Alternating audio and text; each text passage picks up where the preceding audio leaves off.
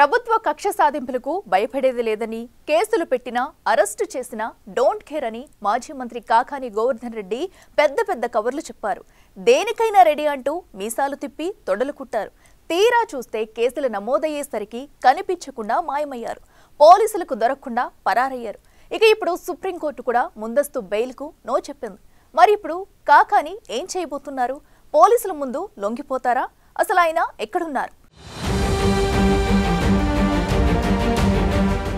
Quartz ఖనిజం అక్రమ తవ్వకాల కేసులో మాజీ మంత్రి వైసీపీ నేత కాకాని గోవర్ధన్ రెడ్డికి సుప్రీంకోర్టులో చుక్కెదురైంది. అరెస్టు నుంచి రక్షణ కల్పించేందుకు సుప్రీంకోర్టు నిరాకరిస్తూ ఆయన ముందస్తు బెయిల్ పిటిషన్ కొట్టివేసింది. పైపెచ్చు తనపై కేసుల్లేవంటూ కోర్టునే తప్పుదారి పట్టించేందుకు ప్రయత్నించారని ఆగ్రహం వ్యక్తం చేస్తూ ముందస్తు బెయిల్ ఇవ్వాలని ఆయన దాఖలు చేసిన పిటిషన్ను తోసిపుచ్చింది. క్వార్ట్జ్ ఖనిజాన్ని అక్రమంగా తవ్వి తరలించారంటూ నమోదు చేసిన కేసు గిరిజనులను బెదిరించి ఊర్లు ఖాళీ చేయించారనే ఫిర్యాదుతో ఆయనపై నమోదైన ఎస్సీ ఎస్టీ అట్రాసిటీ కేసుల్లో ముందస్తు బెయిల్ కోసం కాకాని తీవ్రంగా ప్రయత్నించారు. చివరకు ఈ కేసుల్లో బెయిల్ కోసం ఆయన ఈ నెల 13న సుప్రీంకోర్టును ఆశ్రయించారు. కాకాని తరపు న్యాయవాదులు ఇది కేవలం రాజకీయ కక్ష సాధింపు చర్యల్లో భాగంగా పెట్టిన కేసని వాదించారు. అయితే తనపై గతంలో ఎటువంటి నేరారోపణలు లేవని, అటువంటి కేసులేమీ తనపై నమోదు కాలేదని కాకాని కోర్టును తప్పుదారి పట్టించేలా పిటిషన్లో పేర్కొన్నారని ఏపీ ప్రభుత్వం తరపు న్యాయవాది ధర్మాసనం దృష్టికి తీసుకెళ్లారు. కేసులున్నాయని మీరెలా చెప్తున్నారని కోర్టు ప్రశ్నించడంతో 2024 ఎన్నికల అఫిడవిట్లు కేసుల వివరాలు స్పష్టం చేశారంటూ సదరు అఫిడవిట్ను ధర్మాసనం ముందుంచారు.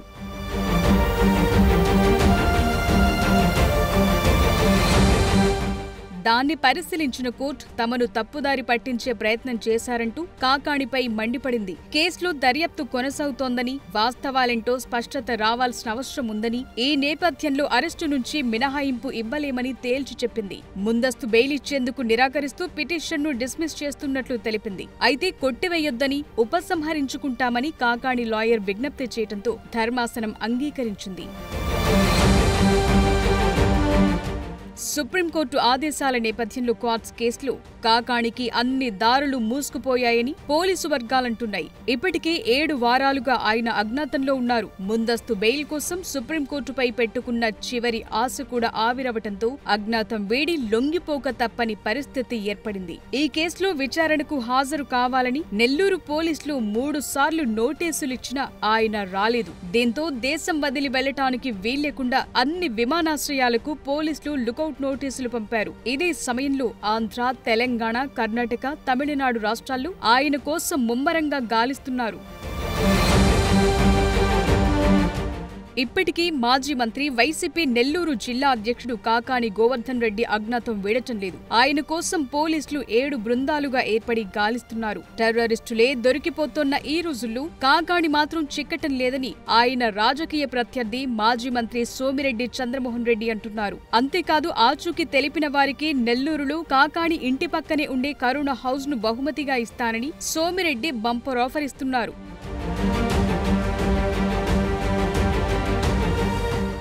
అసలు ముందస్తు బెయిల్ వచ్చాకే కాకాని నెల్లూరుకు వస్తారా అన్న డౌట్లు పెరుగుతున్నాయి. ఇప్పటికే అక్రమ మైనింగ్ కేసులో 10 మందిపై కేసులు నమోదు చేయగా అందులో కాకాని A4గా ఉన్నారు. అధికారం కోల్పోయినప్పటి నుంచి కాకానికి కష్టాలు షురు అయ్యాయి. హైకోర్టులో ఇటీవలే ముందస్తు బెయిల్ క్వాష్ పిటిషన్ విచారణను జూన్ 16కు హైకోర్టు వాయిదా వేసింది.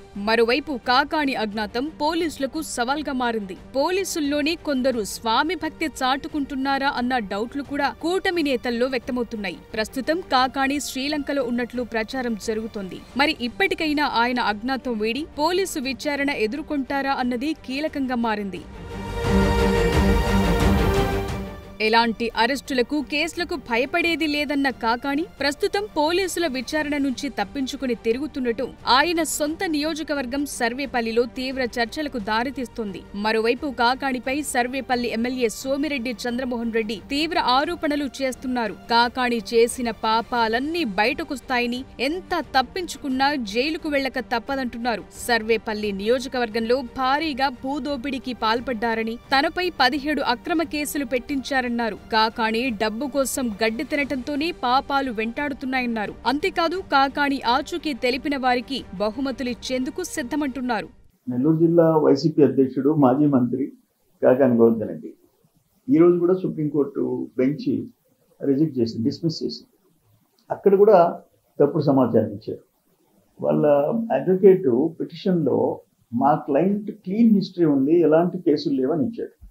కూడా గవర్నమెంట్ అడ్వకేట్ ఏమి ఇచ్చారు, అయ్యా ఆయన ఎలక్షన్ ఫైల్ చేసిన అఫిడవిట్ చూడండి, ఎలక్షన్లో ఎన్ని కేసులు ఆయన మీద ఉన్నాయో చూడండి అని అన్న తర్వాత ఆ బెంచ్ సీరియస్ అయిపోయి ఇమీడియట్గా డిస్మిస్ చేస్తుంది.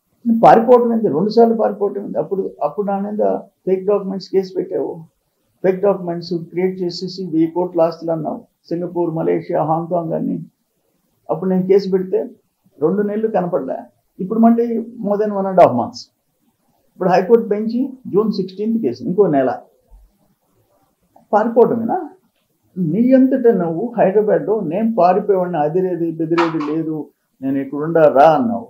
పోలీసు పోతే లేవు, 3 నోటీసులు ఇస్తే లేవు, 3 బంగ్లాల్లో ఇచ్చారు. నీకున్న 3 బంగ్లాల్లో నోటీసులు ఇచ్చారు. నీ లైఫ్ హిస్టరీయే తప్పుడు కేసులు, తప్పుడు పనులు, తప్పుడు చేస్తారు, దోపిడీ. నెల్లూరు జిల్లా పొదలకూరు మండలం వరదాపురం సమీపంలోని రుస్తు మైన్స్ లో 250 కోట్ల మేర క్వార్ట్స్ అక్రమంగా తరలించారని నిర్ధారించారు. మైనింగ్ ఏడీ బాలాజీ నాయక్ ఫిర్యాదుతో ఫిబ్రవరి 2న పొదలకూరు పిఎస్ లో కేసు నమోదైంది. కాకాణి చెప్తేనే తాము చేశామని A1, A2, A3 నిందితులు ఒప్పుకున్నారు. దీంతో ఆయన మెడకు ఈ వ్యవహారం మరింత గట్టిగా బిగుసుకుంది. ఏప్రిల్ 10న దేశం విడిచి వెళ్లకుండా లుకౌట్ నోటీసులు కూడా జారీ చేశారు. ఇప్పటికే హైదరాబాద్, బెంగళూరు, చెన్నై, ముంబై వంటి చోట్ల పోలీసులు కాకాణిపై కేవలం అక్రమ మైనింగ్ కేసే కాకుండా వెంకటాచలం పోలీస్ స్టేషన్, కావలి, ముతుకూరు పోలీస్ స్టేషన్లలో పలు కేసులు నమోదయ్యాయి. మాజీ మంత్రి సోమిరెడ్డి చంద్రమోహన్ రెడ్డికి విదేశాల్లో 1000 కోట్ల ఆస్తులున్నాయని నకిలీ డాక్యుమెంట్లు సృష్టించిన కేసు కూడా కాకాణిపై ఉంది. ఇలాంటి పరిస్థితుల్లో కాకాణి అజ్ఞాత వాసానికి పోలీసులు ఎప్పుడు తెరదించుతారో చూడాలి.